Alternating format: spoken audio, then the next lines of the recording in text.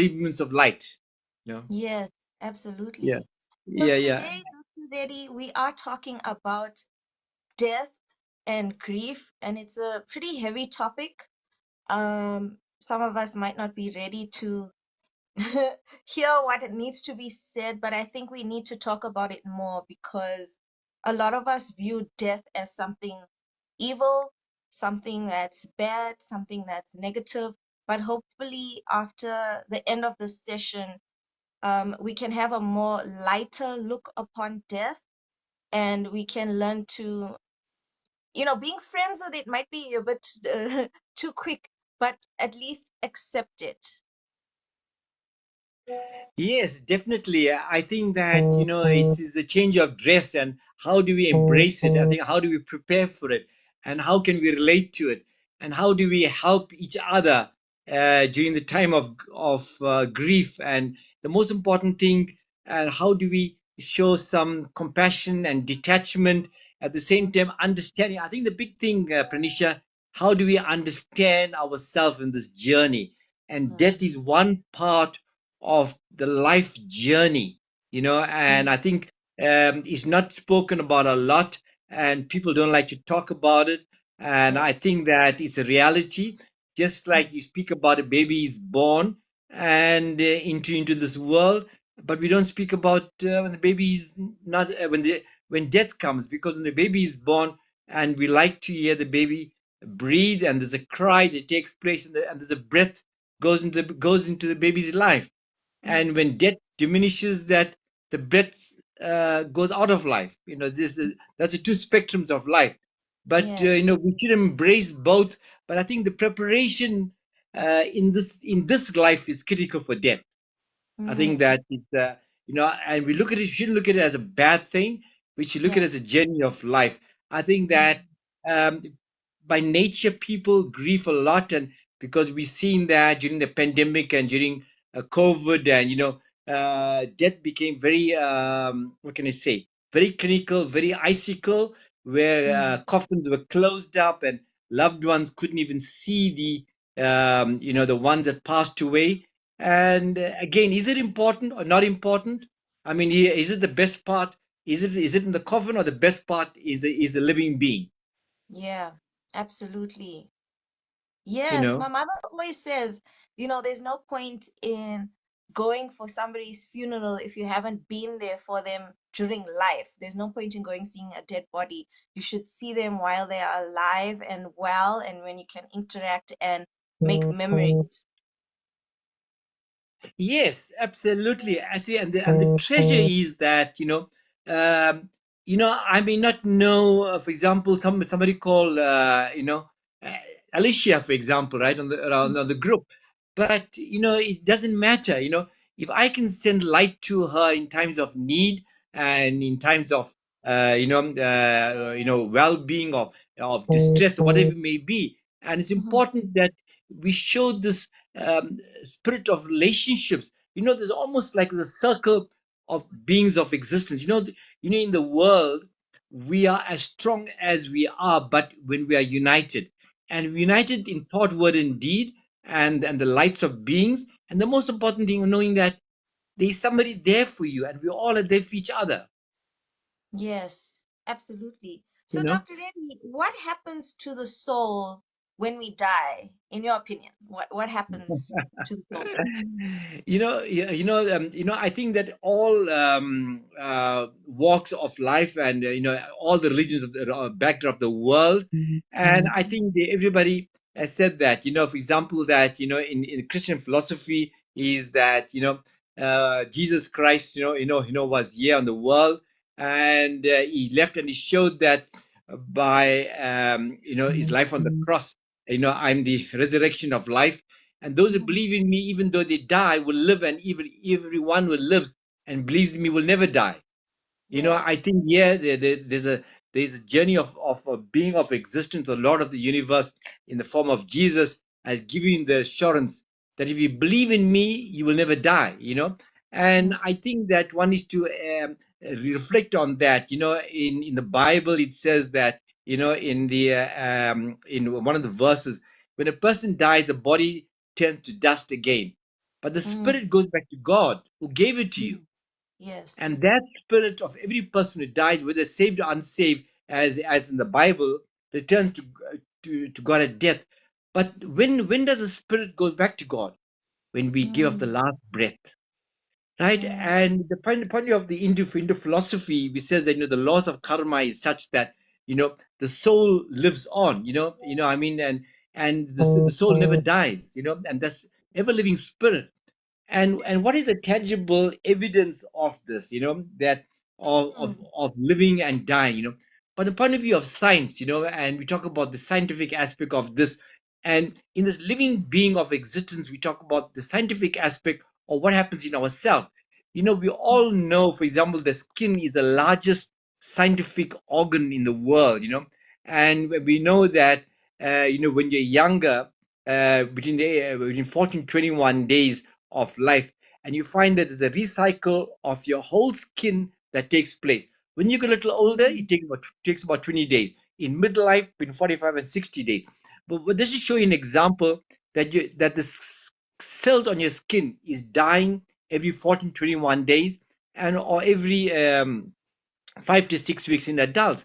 So there's a dying process taking place in you every day, all the time.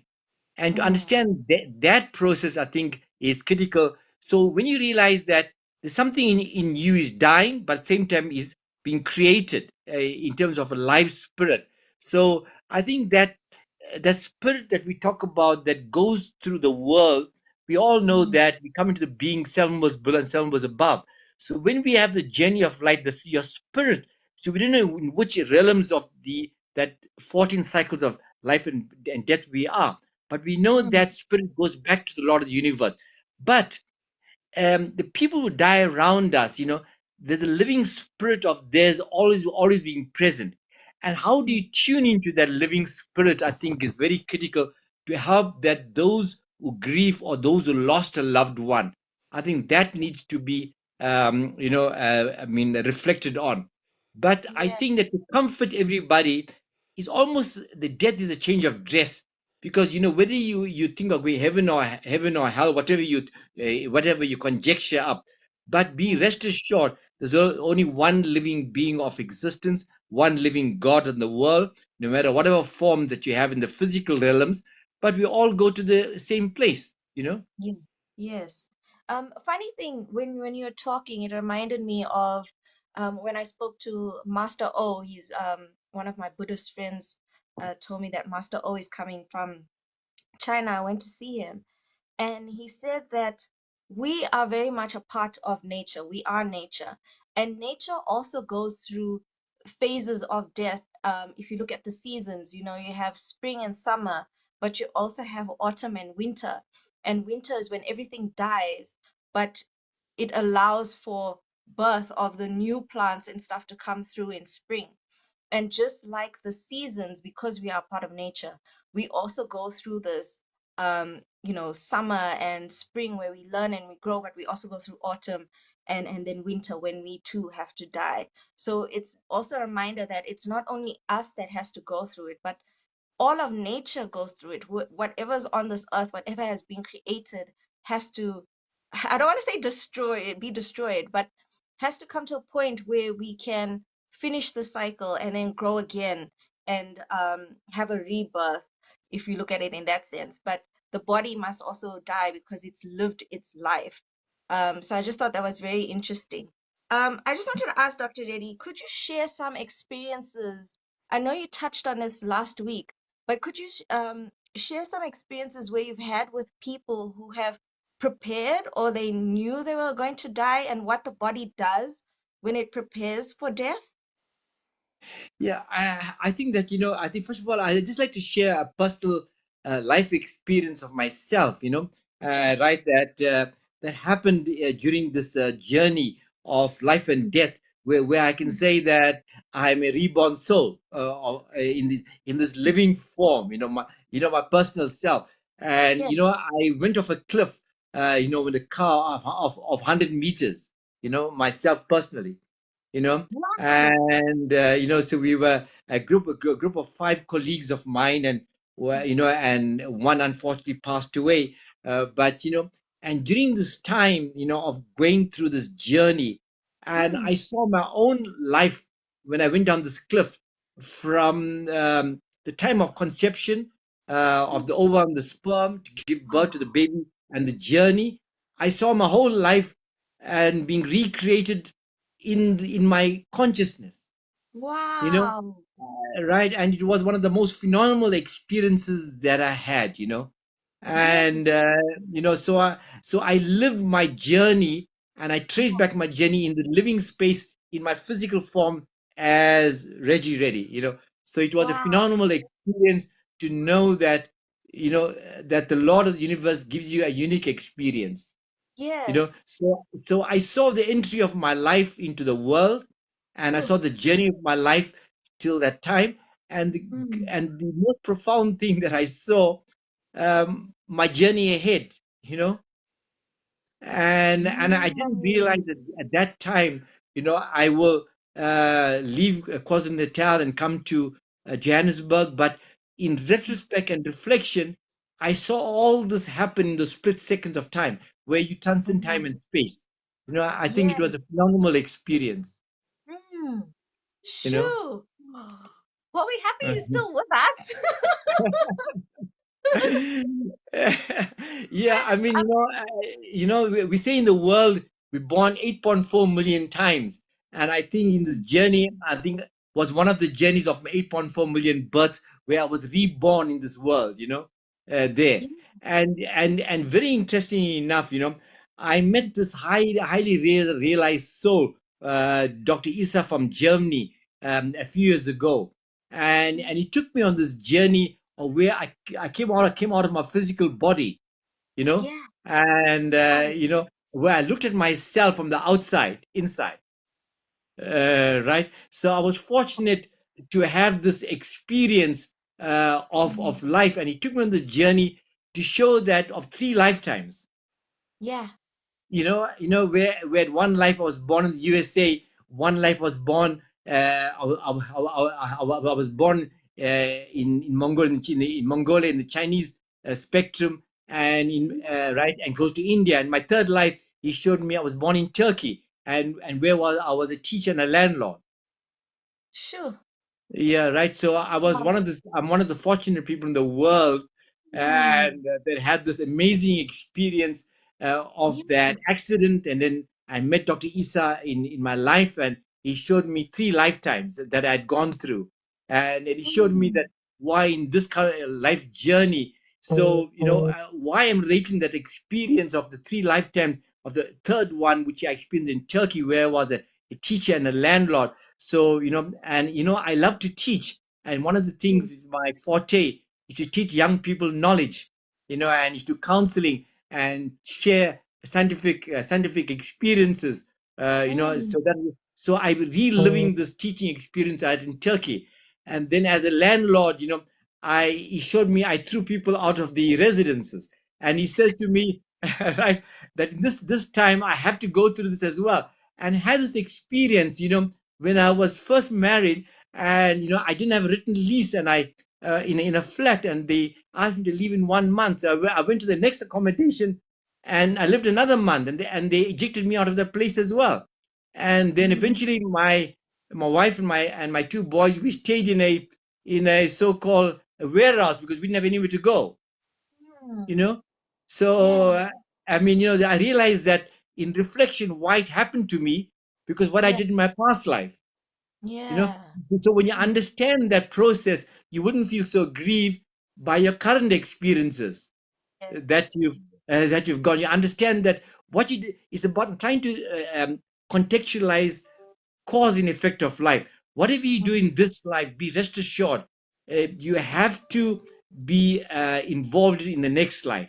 So that's the reason why is to be good, do good, and see good. So Mm. it's being simple, reverential, and realize that you have to be that good being of existence in this world. Mm. How you share good Mm. experience, because that will carry into your next life. But also besides that, you'll affect people in this life. If you're happy, people around you be happy. If you have hatred, envy, greed, jealousy, be rest assured it's going to affect Mm. you in your next birth. but Yes. but but but the sad thing is that those negative things affect people around you. So you have to bear that karmic journey and causative effect of causing grief to other people. Mm. Right. So it's like a sling. If Yeah. you open an elastic sling and you hit the sling with a stone, a rock, the sling comes back to you. You pull elastic and you Mm. let go, it comes back to you. So you must remember Mm. this, right? There's no getting away in life or anything that you do. So that's the reason why you spoke about that. You said, I asked you how was your week, and you said it's a new moon, it's a new light, and it's a new Mhm. dawn, and we have to Mm. tune into that continuously and consistently, right? I think it's Yeah. critical. Yes. I just pause for a second there, and before I Mm. go into the next part of your question about Mhm. how people that I know are prepared for death, Yes. you want to just to discontextualize what I said and wait for any questions in that context? Sure. Sure. Yeah, You do your yeah, thing. you can ask me some questions and reflect on what I said, Prenisha, before we go ahead. Yes. Um, Also, people, let me just say quickly, if you'd like any comment or to put any comments, or if you'd like to ask any questions to Dr. Lady, please do so in the comments. This is a discussion, and we'd like to hear your feedback as well during the discussion. So please make sure to put your comments and any questions into the comment section, both on Facebook and TikTok. Um, so, Dr. Reddy, we were talking about karmas and things like that. Um, there's a lot of people who don't want to be reborn and they want to end the karmas now. What can people do to, I don't want to say prepare for it, but what can people do to sort of end those karmas so that there is no more birth and death and we get something that is called moksha, or we get liberation, where we become one with God and we don't want to have this cycle of birth and death? What can people do now to sort of, I would say, prepare for death, but this to be, the final one? Yeah, I just want to share a live experience, and my mother, there were two sisters, Mm-hmm. and my mother was the youngest, and she married a very young age, and because they lost their mother. So Yes. my mother's sister was she was elder, she was our main mother at home, Mm-hmm. and so we all grew up together, and so Mm-hmm. she taught us something very experiential in terms of life. And though she was the elder of the two sisters, and she went through a difficult journey in life in terms of, my uncle lost his job many times, and there are difficulties and moving with accommodation, and they had four children, and all these kinds of things. And but one thing she taught me that is to hold on to the lotus feet of the Lord at all time.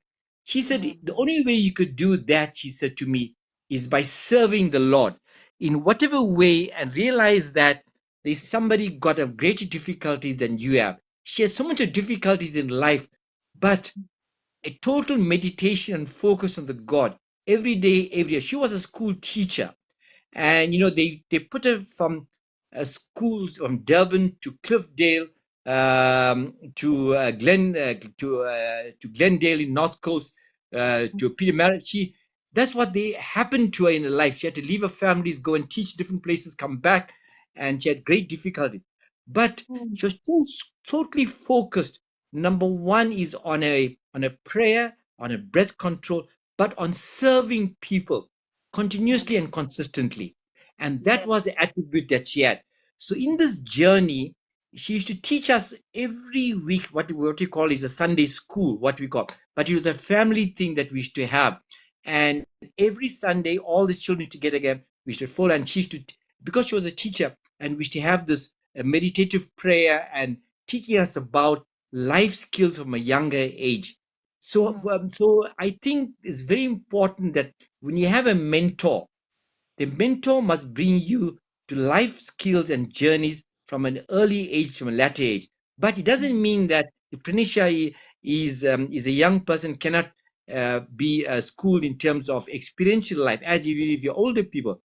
But the critical factor is that what I learned was that what you prepare, because she used to be a Advent reader and an in-depth reader of the Tirukul. It is a Tamil scripture, and based on Lord Shiva's teaching, and she Mm. taught all of us. And the gift she should give us all is that book, right? And Yeah. you should read that book and the verse. So when Mm. you read continuously and consistently about service, so she used to, because she was the eldest in a family, she Mm. served all of the other four younger siblings continuously and consistently, but being there for them. Mm. Then at the so-called local temple services, she used to guide the people. But people of need, selflessly, whether it's cooking, feeding, having got clothes, whatever it is, she taught us at an early age, you must Mm. be there to serve people every day, all the time. Mm. But in this journey, she told us that no matter whatever religion that you belong to, you must be Mm. impregnated with the resonance of that scripture, whether it's a Bible, whether it's a Quran, whether it's to whatever scripture you belong to, Gita or whatever it is. She said Mhm. that you must immerse yourself in that ocean of knowledge of scripture. So Mm. she said that scripture brings you down to practical aspects of life. She said, no, Mm. is knowing the scripture, but it's what you call precept and practice. So you Mm. prepare yourself in this journey of land. So Mm. whereby she was focused, but the mind was always cool, was always succinct, and the power of discrimination. Mm. So what happened to her? She was wrongly diagnosed with a medical condition of having cancer and having a few issues. It was what is one of the things that happened in a misdiagnosis of life. Mm. So 21 days before she passed away in Mm. life, so she had a satsang with her sisters and her brothers, and people like myself who were close to her always phoned her. Right, we never knew why we doing this right for almost like a few weeks, continuously reading. So when Mm. she passed away, the day before she passed away, and she spoke to me on the phone, and she said, "Speak to me tomorrow." And what she did the day before she passed away, she invited and three brothers and a sister to come and Mm. have lunch with her. Yeah. All right. And then she called me and she said to me that, I'm having a conversation with you for the last time. Right. And she said to me that I've invited your mother and her three brothers to have a last supper with me. We know, right? Mm. Christianity, the last supper.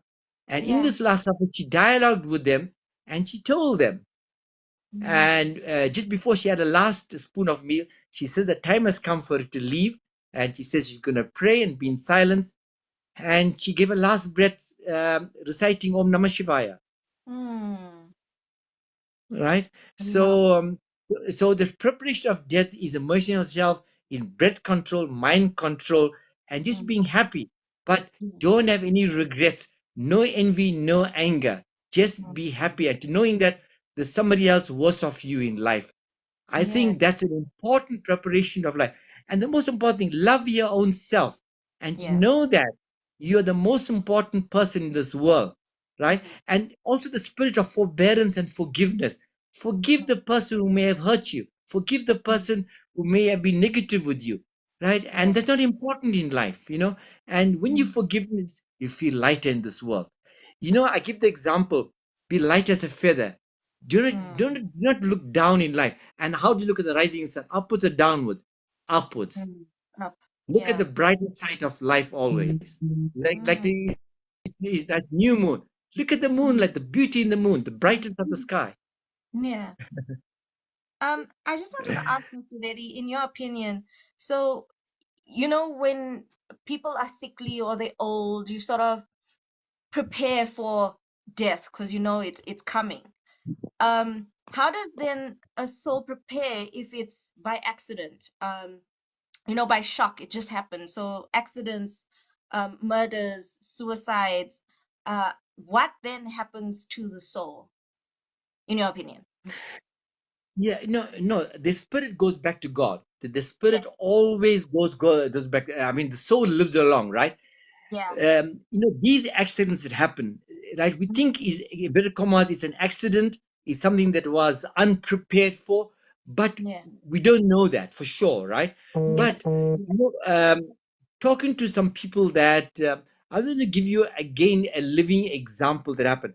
I have a very close friend of mine that I still connect up in the world, though he's not in living in this world, right? He and I Mm. grew up together as neighbors in this neighbors together, and we were in school from grade 1 to grade 12 every year together. Mm. Same class, same school for Sure. 12 years. And Mm. wherever we were in the world, we connected up together. We always were Mm. in touch, right? Yeah. And I spent a large part of my youth overseas studying and working. When I came back, I still connected up with him. So he had Mm. this incident that happened to him, and Mm. he had a fall on uh, on Christmas Day, Mm. right? And he had a fall a few years ago, and he had Mm. fractured his femur, right? So Mm. anyway, Mm. and his brother calls you up and says, you know what, your closest friend is in hospital. So it happened. So I pick up the phone and I speak to him there, and about the process of what happened. He said, I had this accident, but he said to me, the accident has happened for a higher purpose. He's not Yeah. sure why it Yeah. happened, right? Yeah. But before this accident that happened, for 3 years, he and I read the scriptures of Satya Sai Baba very closely. Mm. We read the Vainis and the Satya Sai speaks, and we shared it like as we sharing an MBA program, Mm. right, on scripture. Mm. And he told me that, though the accident is happening, and he was laughing about it. He says, you know what? Whatever we've learned in our journey of life, I feel through this accident, I'm going to learn more. Yeah. And that was the last time I spoke to him. And he Mm. said to me that, but we'll always connect up in whatever form. I didn't understand him at that time, Mm. right when he said this to me.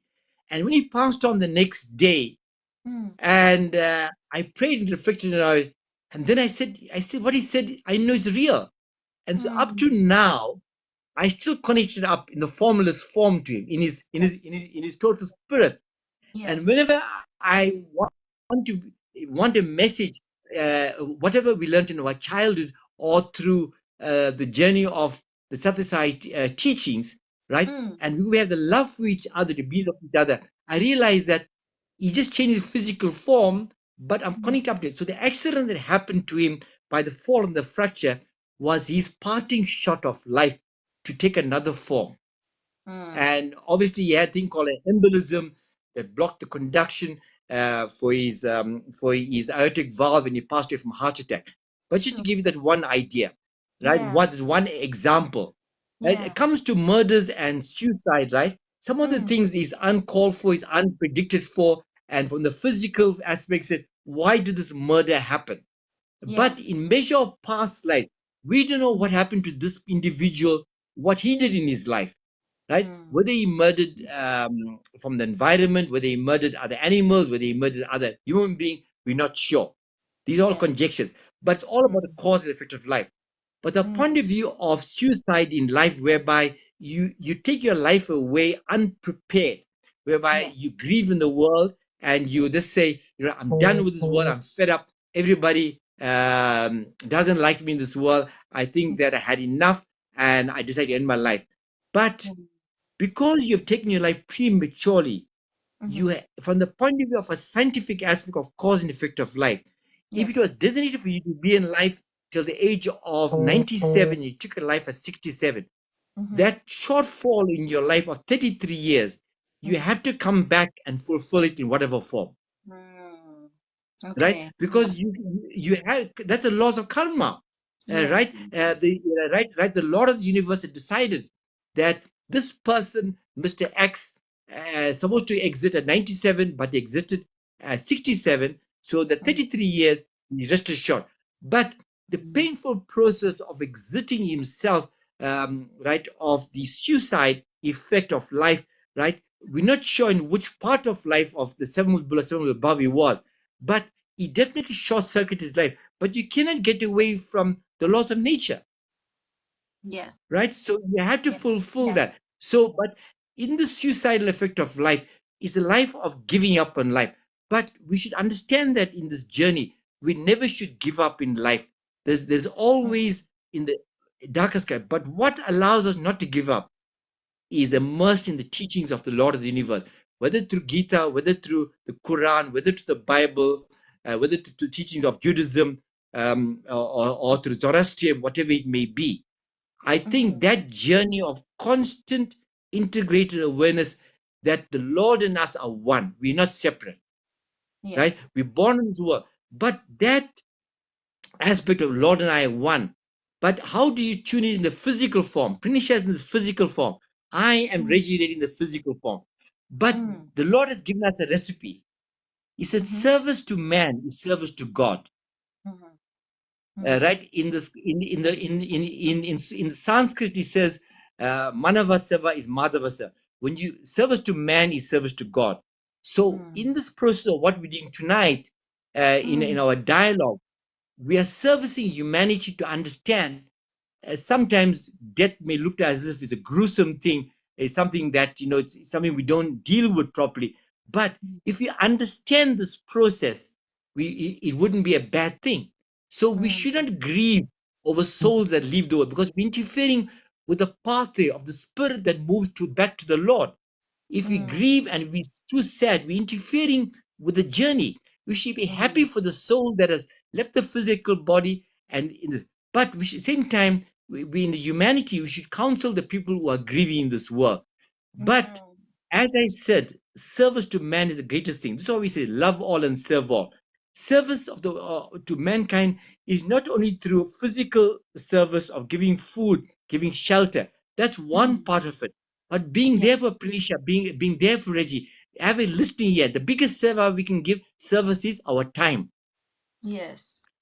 Time to just a listen. Sometimes people need a listening ear, right? When Mm. people come to my surgery, sometimes they don't come for the teeth, right? As a dentist, but I realize Mm. they come for me to talk to me, right? And sometimes I don't do any treatment, and they come back to tell me, but I felt better. I'm just coming to the surgery. My pain has gone. Mm. Mm. Yes, true. Could you Yeah, please tell us, when people lose loved ones, we go through a grieving process. And I yes. do think it is necessary to go through that process, because we do feel pain and all these different things. Um, could you explain to us what the grieving process is, and also if there are chemicals that are being released or not being released in the grieving process? What happens internally in the body? Yeah, it's a fascinating question. I'm going to explain from science and from spirituality, right? I'm going to explain. Sure, sure. First of all, I'm going to explain the scientific aspect of a grieving entity, right? That means, Hmm. right, a living being that a person is grieving. If I Yeah. use Korean photography, or use a high quality resolution lens, I'll Mm-hmm. capture the aura of the person, right, who's grieving is in a negative spin, right? Yes. So the negative aura of the person, and from the physical signs, we could see it on the eyes, we could see it on the muscles, see it on the skin, and the texture. And if I measure the aura of the person before the grieving process, right, you see the aura was different. And Yeah. that aura I can capture from the person who took a photograph 90 days, 9 months or 9 weeks before that. I could do a comparison for that person. But Mm-hmm. from a chemical, they decrease the endorphins, the serotonin levels, and the dopamine levels, right? Mm. So the chemicals are reduced, and that causes the grieving to be more. But the Mhm. biggest factor that affects a person health-wise, the immunities, the antigen antibodies is Mhm. affected. From the scientific perspective, from the Mhm. spiritual perspective of the grieving process. First of all, let's understand why the person is involved in the grieving process. What caused the person? Mhm. My experience is that, Pranisha, it's a total attachment. When we're Yeah. attached to people, we know that mothers and fathers come to the world to give birth to children. But there's a Yes. point in time in the world that we make them into adults in the world. And if we brought them up correctly in the world to understand that they were a infant, then they were a child, then they were a teenager, then they were a youth, then they were adult. If you allow them, I give this example always, that how do these children develop?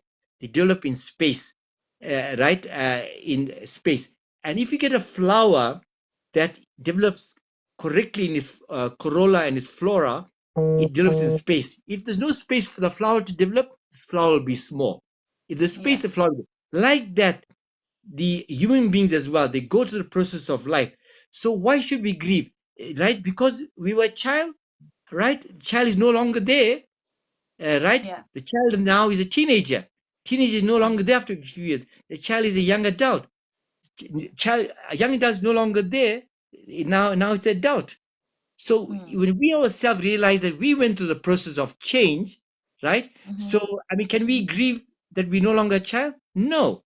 We're happy that we ascended in life, right? So the Yeah. grieving process Yeah. is when you attach to something, you grieve. So like that, people get too attached to each other, whether it's husband and wife, whether it's mother and daughter, whether it's mother and father, whether it's children and parents, and attachment is obviously it's a problem. So when we detach Mm. from each other, knowing that we will be close as can be, but allow each individual journey to go ahead. So when you detach, Mm. you grieve less. When you attach, you inflict more pain for you. Attachment Yeah. gives you pain, right? So Mm. non-attachment allows you with less pain. So, but in this grieving process that happens, that when you take long to shed the grief, remember something, you're affecting yourself from the chemical structure, but you're also affecting being selfish to allow the Yes. spirit journey through the ethereal space, like to ether, Mm. the space that Yes. goes back to the Lord of the universe. So we Mm. should handle this with counseling, most importantly with understanding, the most with reverence and respect for the departing soul, to allow the soul, Mm. because one day we will also be in the same position. So let's Yeah. not be selfish, right? By Mm. being too attached to the loss of the soul. That was what.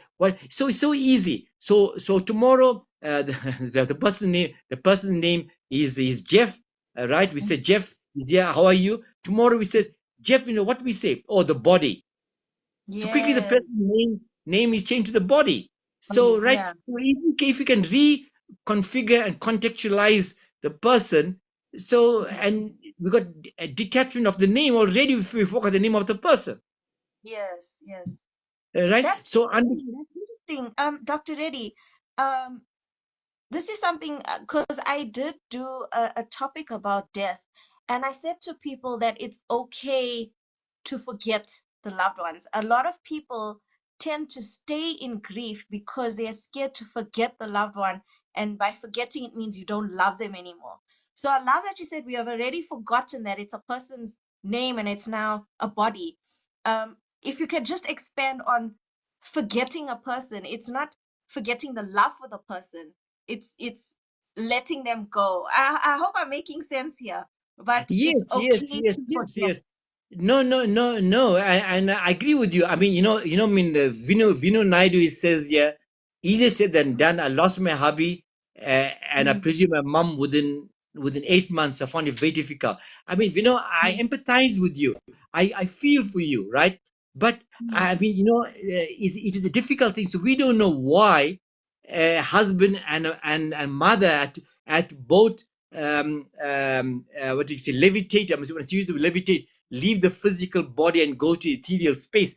There's no explanation for that. The only explanation is for that, the Lord above knows it. There's a principle of uncertainty in death, right? mm, That is difficult. But this is the reason why these conversations help us to help Vino, that mm, grieving is very important, as she said now, for one to go through. I agree with that. mm, We have to feel empathy. We have to feel sadness for the soul. But at the same time, while experiencing that, right, in this physical world, what we call of grieving, but we let go. This is why we have these prayers, whether it's a 7-day prayer, whether it's a 13-day ceremony, whether it's each religion has got its own expression of mm, at the ceremony. They have this and they have this so-called last rites done, and it's important of that time of that prayer you have at the ceremony to say, here we go, and we've grieved and grieved. Now let the spirit go to the ethereal space and continue its journey in an unselfish way. So we grieve, but then I think it's important to understand that let go and let the soul journey progress, because it's important to realize that we cannot be selfish and grieve to hold back the journey, Mm, right? And the attachment does that, because we grieve and we get very sad, and it's important to go through that, right? But in our undertone, if we understand this process, we'll be happy for that soul was coming to this world, whether it is coming to this world for a short period of time, and or whether it comes for a long period of time. But thank God I've got my mother. I had my husband for so many years. I mean, as Vino's case, right? I understand it's difficult, but be thankful and grateful to have that companion for so many years, right? mm, I mean, I had this experience of one of my patients. They had this child, lovely child was born to them, and only for a few weeks and for less than a few months, and and I think they were quite shocked about it, right? But and I helped them to go through this journey of understanding this baby they lost. They conceived after a long period of time, and and they may be listening to this program as well, I'm not sure, right? But and I help them to understand this process, that people enter this world for a period of time, and the Lord of the universe decides, I'm sending Prenisha for this period of time, I'm sending Reggie for this period of time to serve the world. We all are servants to the world. The Lord is a servant of servants.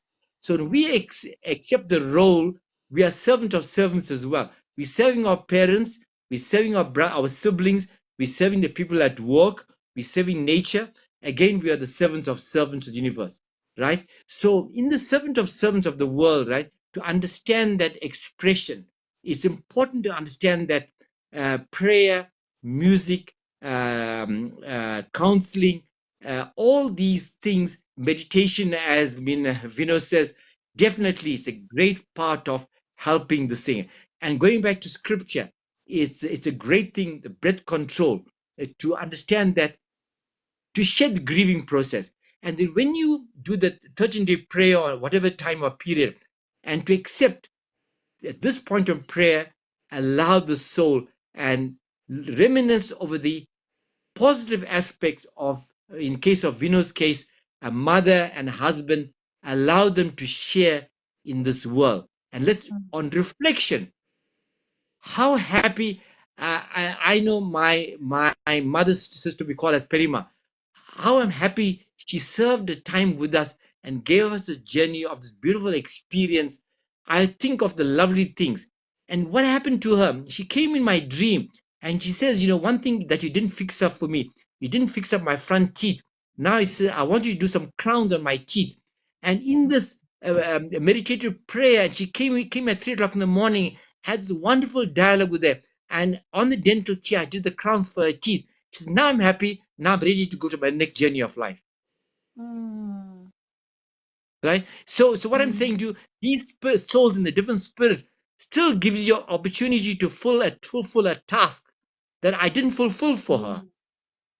Yes, Right? yes. Right? Because I was I was and he told me I must not come to see her for the funeral, right? She said, "You've seen me in life. You've been there for me as a young son." And when I studied overseas and I came back to South Africa, and she told me, "I want you to spend a whole day with me.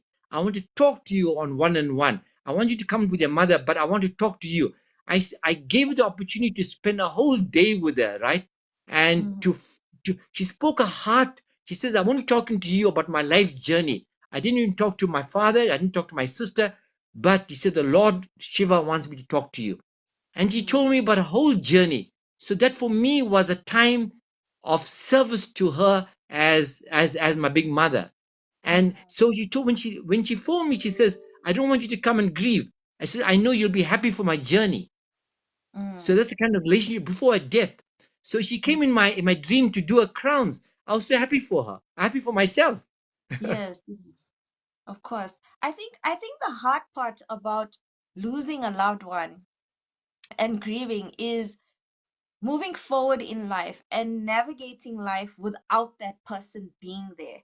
And without that person being there, and say they've done a lot for you and they're always doing things for you and now they're not there anymore. it's very difficult to then move through life with this person now missing, and it's very hard to ignore it because the person is there. It's blatant, it's in your face that the person's not there. And now how do I move forward? And then I think that's the hardest part of moving through life without the person there. And although we say, oh no, they are in spirit, we still can't connect with them and things like that. I think a lot of people have a difficult time moving through life. So, in that sense, how does one then navigate through life? How do they navigate through, grief with this emptiness? It will feel like an emptiness that this person is no longer there who's used to take up so much space in my life, and now there's a big hole. Um, how does then one navigate the grieving process or navigate through life? Yeah, I mean, it's a fascinating question. Right? I'll try my best to answer it as best as I could. Right? I think there's certain tools, right, to Yeah, accomplish this. Right? yeah, So I was going to tell you what my mother did when she lost her parents, and she lost her sister. Right? yeah, And yeah. something that I learned from her. Right? Mhm. She began to write. She wrote and wrote and wrote about her life journey, and she wrote about the happiest things from childhood, and almost very, very poetically, right? Yes. And I think writing for her, for my own mother, healed her a lot, right? Yeah. And Yeah. she often reflected on this, and then she turned into into the prayer of life, and then Mm, she began to serve the people, the senior citizens in the world, and she felt that she must, in this process of grieving, and she said she must do something she didn't do before. So she mm, began to do a service to the community, and more than ever before. mm, And so she said to me that, and she began to talk to a lot of people that who lost loved ones like her own self.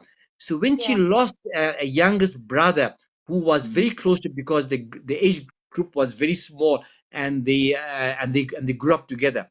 So mm, what she began to do, she began to talk to us about the happy moments that she and her brother went through in life, right? mm, And she began to go back in time, and to reflect on that. So when she did that, and she involved with senior citizens, and with other groups on sharing this similar journey, and she mm, realized that there were many, many more people like herself, and that helped her to navigate. Then she mm, began to take to singing, and because they grew up in a family of musicians, and she went back in time, and how they will learn to sing and play musical instruments. So she began to do those kinds of things, that mm. she to reconnect of things that used to make them happy, right? Yes. So I think this is very important, of writing, of speaking to, Mm, but serving people in a similar situation. I think that helps the grieving process. And the other mm, aspect, when I asked her something, she said to me, listen here, she realized one thing in life. Though she was mm, married very young in life, though she grieved about that, why would her parents allow the mother at the age of 15? She said she was a young girl to get married at 15. She mm, was grieving about that in her whole life. But before she mm, passed away, and she told me she learned something, and during the teaching, then she got involved in the scriptures of Satya Sai Baba, and she began to say to herself, she realized that she should not grieve about the past, but accept what happened to her. That mm, she began to serve a big family of 11 children, that she was born into, through marriage, and also mm, she had 3 sons. She realized the Lord has given her lots of beautiful things in life. So before she passed away, she and I dialogued about this situation of not allowing the past to bring you down. So from my point of scripture, the past is history, the future is uncertain, the best moments are in the present, where the yes. Lord of the universe is omnipresent. So Mm, what is your best present? Live in the present. yes. It's not the gifts of chocolates, or but live in the presence. That's your best present to yourself. Mm, yes, absolutely. And I also tell people I really like writing. And I say to people who have a really hard time with you know, moving through life without a loved one. And I say to them, it's now you have to find new routines. You have to find a new way of going through life without the person there in the physical. They are still there, but not in the physical. So now you have to create a new language also of how to communicate with them. Is it through dreams? Is it through feathers? Can they flick the lights? Whatever, create a new language with the person, and also create new routines without the person being there in physical. So you got to look at, okay, I'm now going to be a new me, like creating a new personality or a new identity for yourself. I am now this new person, and how do I now go through life? For example, Vino, I'm Vino. This is me. How do I move through life now just being me? Who am I? What do I like to do? What do I um, like to engage with? How can I spend my time and sort of fill those gaps that the people have left, or the holes, like we feel like they are holes? Fill it with yourself and fill it with love for yourself. And I think that's also another way that people can navigate through life. It's now creating a new identity, a new personality, a new routines of moving through life, if that makes sense. Yes, Um, yes, yes, yeah, yes. yeah. You're almost trying to what you call re-engineer yourself, if I may say. Yeah.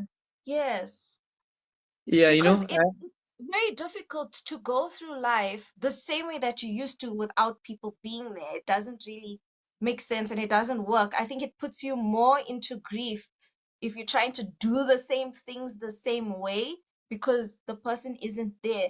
And there's something else we didn't touch on, Dr. Reddy, is when you were saying, you have to hang on to the Lord's feet and things like that, a lot of people, when they lose a loved one, they tend to get angry at God that God has now taken this person away, and they don't want to hang on to God's feet because God is mean and He took this person away from me.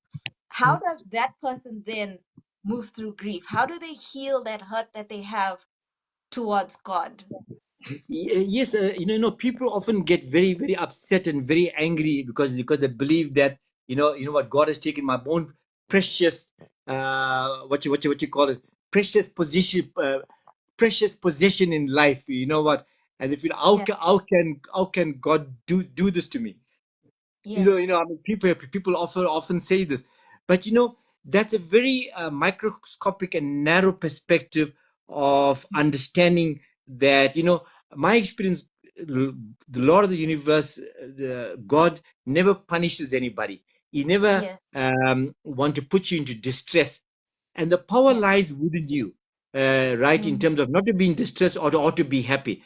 I think that when you allow yourself to get inflicted by negative energy, to say that I think God is punishing me because he took away somebody away from me. And yeah. I think it's the incorrect perception. I think it's a lack of understanding on that. And I Mm, think the most important to realize that you have the power to heal yourself and to change yourself. You have the power to mm, make yourself happy, the power to heal yourself, and to realize that end of the day is your responsibility. For example, the parents are brought into this world as the infant. The mother gives birth to the baby, takes you from an infant to the child, to a teenager, so forth in this journey, right? So the mother has gone through trials and tribulations in life, right? mm, But the mother allowed herself to get detached from you, seeing you as a baby, seeing you as a child, and the mother went through grief and pain, right? If the mm, mother can do that, why can you not follow your mother? My experience, the mothers are our biggest examples and exemplifiers of life, how they detach themselves from bringing you into life. I think, follow the mother. The energy of the mother is always potent, is always the most important thing because they gave birth to life. Not saying that the husbands are not important, but by nature they yes. have life. So I think when we contextualize that, to realize that we are in a better position to look at life examples in life.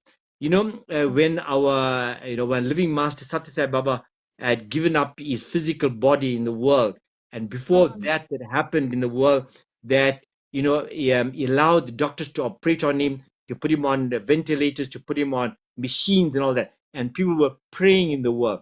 So he allowed people to pray for those periods of time for 3 months, whatever it was.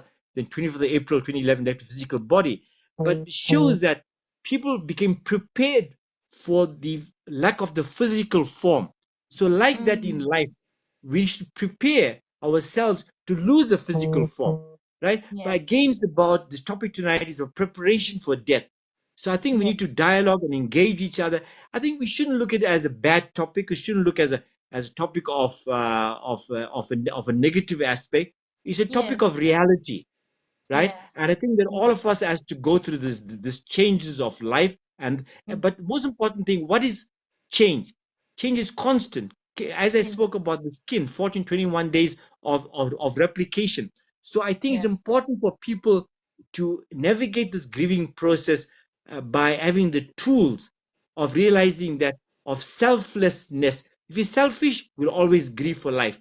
If you, Mm. but be rest assured, like my friend who passed away, right? I'm still in connection. Like my mother, I'm still Mm. connected up with my father. I know they are there. They're there in this journey with me, right? I know Yeah. they'll never never let me alone. So just to share you a real story. A few years ago, I was invited to a session by a person who was a clairvoyant. So Mm-hmm. so anyway, so I spoke on the same stage there about just coincidentally about this topic. I didn't realize it only now at this moment. I'm thinking about it now. You Mm. know what, life after death, and that Mm. was the topic of this clairvoyant, and she Mm. invited me to come and she spoke. So I spoke about life journey, and Mm. and just by God's grace, I begin to reflect on it. So anyway, she said to me that she called me for a live session as a clairvoyant, and she brought my mother alive in the clairvoyant journey, and where my mother said at that time in a voice to the clairvoyant that Mm. I've never left you. I want you to remember an incident when you fractured your right hand and you had a cast, and you had the cotton wool inside, and you took my knitting needles, and in summer, because you were sweating, and you used to poke the cotton wool with the knitting needles. So my mother reminded me of that incident, and through the clairvoyant. So that is a testimony that the mother never leaves you, like the Mm. grieving souls that departed with you. If you want to connect up to the grieving soul, be rest assured you can do it. From the Yes. physical aspect, Prenisha, I just want to bring it into a practical aspect of life. So what we Sure. know as the physical aspect of life, which we're talking about, you and I are setting up the session now, we're conversing Mm. the physical. That aspect of life is astral healing, is astral.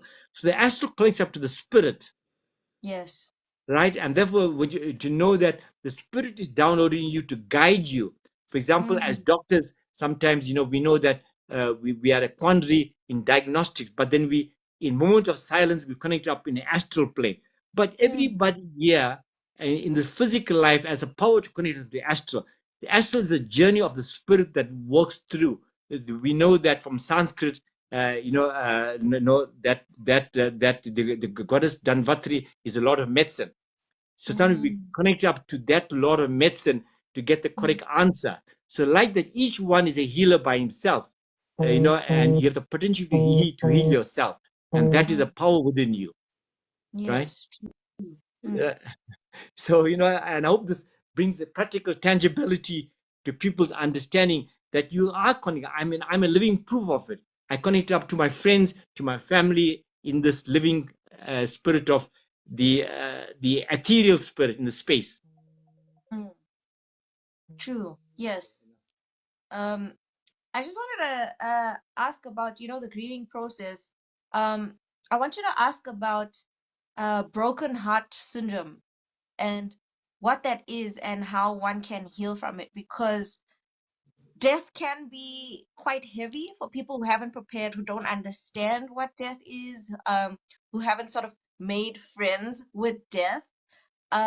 So if you could please explain what broken heart syndrome is and how one can heal. And I think there's medicines. I believe, if you're in shock, doctors do give you like an injection or something to help you with the shock or to help with grief or things like that. I'm not too Yes, sure. yes, yes. And yeah, no, no, no, absolutely. From the point of view of the scientific aspect of broken heart syndrome, it's a Mm. heart condition that's often brought about by extreme emotions and by stressful conditions. and what you spoke, extreme emotions, is about a shock conditions, you Yeah. know, and also you get triggered by serious physical illness or surgery. For example, the patient goes as a bypass, right? Yeah. And it's obviously a very stressful thing. I put a stent in, well, whatever operations it may be had. So that's from the Yeah. point of view of a scientific condition that happens. So, but in the stressful emotional situations and from emotional distress, is often temporary. And in a shock situation where we give somebody to have a glass of sugar water, or some of the doctors, they inject you in severe condition with adrenaline and hydrocortisone, Mm-hmm. so Mm-hmm. this happens in this. But my experience, they always turn around, usually in most conditions, and Mm-hmm. so that is, from the scientific perspective. But the point of view of the emotional conditions, whereby the shock syndrome that happens, somebody lost a close loved one, or Mm-hmm. something, happened of an accident, they heard of event, and or they see blood, they go into they faint, and these things. So these Yeah. things are often can be reversed quite quickly, right? Mm-hmm. I think Mm-hmm. that can happen. But when you have the emotional distress, I think it's important for people to understand that, we have broken relationships, we have divorces that take place. I think these are also, it can be related to a broken heart syndrome. But to know Yeah. that these emotional things are temporary and transient, right? Mm-hmm. And Mm-hmm. definitely, these things, realize that is it will not last, provided Mm-hmm. that you allow it not to last. I Yeah. think that I think that's important thing to know, that you have the power to change it, and Yeah. you have the power to change anything in this world. To Yes. realize that, and if you want to be happy tomorrow, you be happy. So, but Mm-hmm. do not, as I said in my few seconds ago, do not Yeah. dwell in the past. The past Yeah. is history, right? Yeah. And if there's a broken relationship that happened between a girlfriend or boyfriend or relationship, realize that you tried your best, but it's not meant to be, and I've transcended it, and I'm going on with my life. Do not Mm-hmm. dwell in the past, Yes. Um, right? how can we, like I say, how can we make friends with death? How can we um sort of, what can we do daily so that we can accept death the way we accept life? Um, even so, okay, this might be a stretch, but the way we celebrate life, we need to get to a place where we can celebrate death also. Um, that might, like I said, like might be a stretch, but how can we make friends with death? How can we get comfortable with it? How can we not see it as this huge dark monster that just takes people away from us and our pets? And um, how can we flip the script there? What can we do? Yes, yes, yeah. No, no, no. I think this is very important, right? Yeah. Right. I think it's a very critical question that you're talking about. You're talking about that we accept it and we embrace it. Is that what you're saying? Yes. How can we get to that point? Because a lot of people still see death as something bad and negative, and we pray that it never happens and we scared of it. How can we accept it? Because I always say we celebrate the birth of a child. Why don't we celebrate when, you know, our loved ones pass away? Why isn't it, although we say it's two sides from the same coin, why do we only celebrate the one side and not celebrate the other side? And it's same with life. We always about love and light and stuff, but we don't appreciate the darkness. So we like the happiness and joy, but we don't appreciate the sadness or the hard times. We can learn from both. So how do we get to a space where we can also appreciate death the way we appreciate life? Yeah, I think it's a very critical. I think there's a few aspects to this, right? Let's talk about the period of the physical, scientific aspect. One Sure. preparation of death in life is to make sure the physical aspects are done, whether it's a form of a will, a testimony, and Mm-hmm. you talk about the kind of a preparation that you want to have to leave the physical body, right? Yes. Whether I think it's very important to understand that you're at peace with yourself in terms Mm. of the physical planning of Yeah. your journey, and to Yeah. know that you've done your best in the world. you have served yourself to be the best being in terms of what the Lord of the universe has given you, your mind, your body, your soul. You make sure your mind is cool as the moon, your heart is soft as butter, and your words are as sweet as nectar. And make sure that you're in balance with your emotion. Make sure you're balanced with your breath and breath control. You're taking Yes. care of your body, and you've Mm. taken care of people around you. You have given comfort to yourself and comfort to the people. I think these are the physical emotions to prepare. And also, you should dialogue with members of the family, people close to you, and to understanding in terms of prayerful meetings, in terms of satsangs. I think we need to talk about these things in terms of and reality, and use examples of life Yeah. whereby sages and sages of life have spoken about deaths, about how to navigate the process, and how Yes. not to fear it.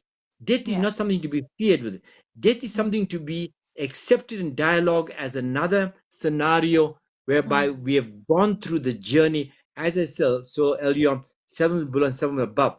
But if you don't converse with it and prepare it in terms of in a prayerful way, I think Mm. you'll be scared about it. I think is Yeah. that there's something. Fear is a negative connotations of life, right? Mm. We always say, do not fear anything, right? You said, if you believe God is omnipresent in his life, if you believe your ancestry, your grandparents are omnipresent, Mm. that means they are there in life. That means why should you fear? That means they always will be there for you, right? Yes. And Yeah. and knowing that people who passed on haven't gone away, right? Mm. Right, they're there. And how do you have the ability to connect up with this? There's a Yeah. few ways to learn the skill. One is that in the spirit of silence, in the depth of power Mm. of silence, the voice of God is heard. In the depth of silence, the voice of the ancestral beings are heard, right? Mm. So to understand this prayerful scenario and what you call, but to do this, you have to raise a vibrational state. That means, Yeah. how do you raise a we all are beings of electrons and of charged human beings in ourselves. And next week, we're going to be talking about, something about supercharging. Supercharging yourself is raising your vibrational state. So this Yeah. topic today, we're going to end and moving towards that. So if you Yeah. raise your vibrational state in terms of Mm. understanding, sound therapy is a great aspect of that. Music and sound. Prayer is a great Mm. aspect of that.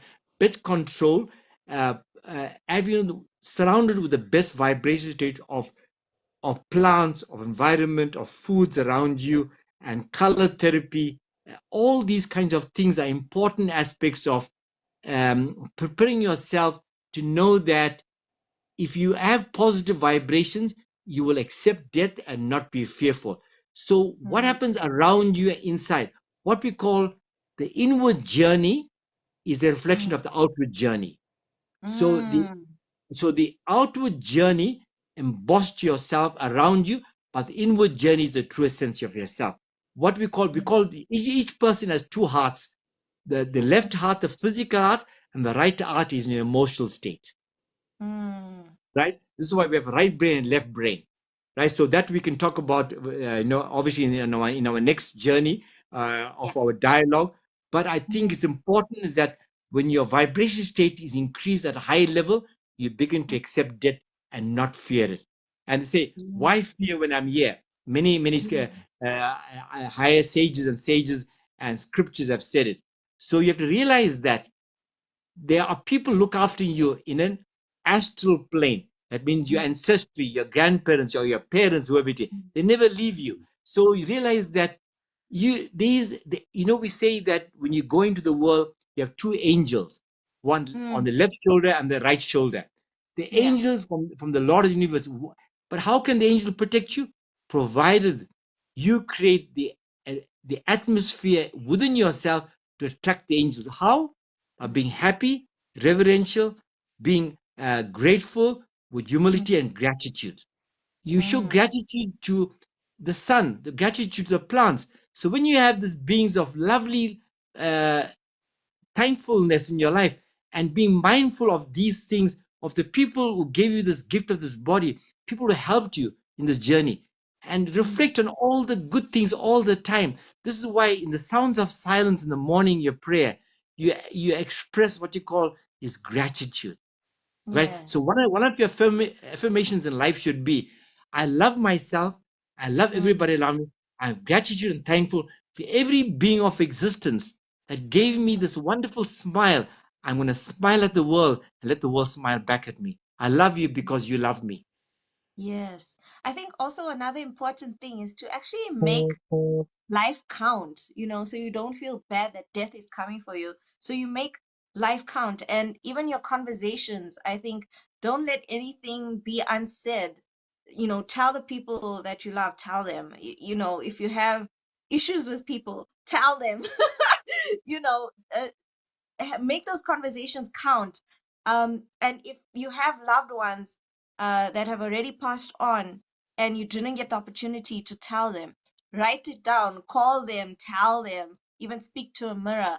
I think that's also a nice way to appreciate life and make life full, is to actually make it full by having those conversations and doing things you want to do and experience and learn and explore and make your life big.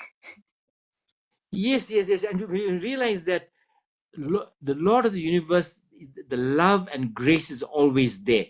Effort is Yeah. proportional to grace and grace proportional to effort. And when you look at yourself in the mirror, you said, I want to be the best replica of myself. The Lord has Mm, given the gift to me. You are mm, the God has given you the gift to you. So you be the best example of that, right? yeah. And when you're the best example of yourself, and how can I be the happy being? By being grateful and forbearance and respectful, to realize that I am tomorrow when I walk out into the universe, in the world, right? I'm going to reflect on the conversation. All of us on this chat here today, I want to be the Mm, best replica of myself. Right? I want to mm, be happy. I want to give a smile back, and just a smile is a unspoken word, which is beautiful and reverential, right? Right? It's a greeting to the world, and to know that how you can do that by knowing that people who have left this world, they've never left me, but they're yeah. with me, and I've got the two angels on my left shoulder and my right shoulder, one on each side. The Lord of the universe has given the angel. I know the angels that are there to protect me. And those angels are there for my ancestry, to know that they are walking this path in this earth with me. Mm. Absolutely, absolutely. And we touched on what we're going to talk about next week. We're going to talk about super brain yoga. And just correct me if I'm wrong, Dr. Reddy, but I guess it's about really exercising the brain and doing things that will allow your brain to flourish and develop and to work at its potential, so that people with autism, ADHD, dyslexia, dementia, schizophrenia, all these disorders or disabilities in the brain, it can help us with that. So, is that correct in saying, Dr. Reddy? Yes, yes, yes, definitely, definitely. And the body is a bundle of an electrical charge. We have our own magnetic field, and Yes. we have an electrical current. And how do we Mm, use that correctly? Upon point of yeah. view of a scientific aspect, the biophysics and the biochemistry, and how can we affect our physical life? From the science is a subtle effect that affects you, but the gross aspect of living affects the subtle, and the Mm, subtle affects the gross, right? yes. Yes. But to allow the subtle to affect the gross, we need to play the part as physical beings from the Mm, outside. mm, absolutely. So that's Yeah, our right. topic next week. So please let everybody know, if you know people who have kids or themselves who have ADHD, autism, dyslexia. Also, if you have elderly with dementia, Alzheimer's, things like that. Please share that we are going to be back here next week, Wednesday at 8:30, talking about super brain yoga. That's going to be a very interesting topic. Please get your questions ready, your comments ready for next week. If there's any comments or questions about our topic today, please put them in the comments right now so we can ask Dr. Reddy. Um, Also, if you have missed today's session or any of our other sessions, I have the replay posted on my Facebook page, Dragon Flame Healing, as well as Dr. Reddy has a YouTube channel. Please go and subscribe and follow him. He has all of our sessions on there, as well as other talks that he's had with people and other interviews posted on his YouTube. So please go follow him. If you are on TikTok, please follow Dr. Reddy so we can get him to 1,000 subscribers. Then we can actually see him when we speak. And is there any questions or comments today, people? If you have any questions, I don't I don't think there are any questions. But thank you so much, Dr. Reddy, for your time as always and sharing your wisdom with us. We appreciate it. Thank you for being here. And we are looking forward to next week's topic. It's going to be a big one. Yes, thank you, Prenisha, for a great engagement, great discussion, and thank you for sharing the love and light. It's always beautiful. Thank you so much. Thanks, everybody. Please take care of yourselves. Please have a good evening, good day, wherever you are in the world. And please remember to join us next week, Wednesday at 8:30 for Super Brain Yoga. Thank you so much, Dr. Reddy. Take care. Bye for now. Bye. Bye, everybody.